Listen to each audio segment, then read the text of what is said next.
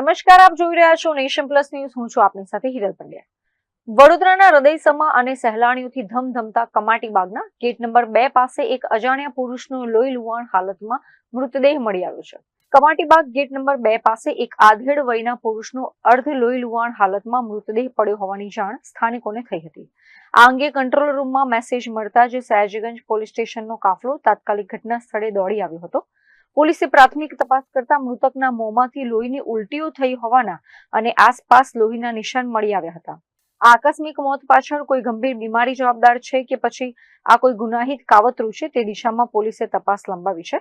હાલ પોલીસે મૃતદેહનો કબજો મેળવીને પોસ્ટમોર્ટમ અને ફોરેન્સિક તપાસ માટે સયાજી હોસ્પિટલ ખાતે મૃતદેહને ખસેડ્યો છે. બીજી તરફ મૃતક વ્યક્તિ કોણ છે અને ક્યાંથી આવ્યો છે તેની કોઈ વિગત ન મળતા સયાજીગંજ પોલીસે આસપાસના CCTV footage, technical source and human સર્વેલન્સના આધારે મૃતકની ઓળખ વિધિ પ્રક્રિયા શરૂ કરી છે. Bureau report, nation plus news, Vadodara.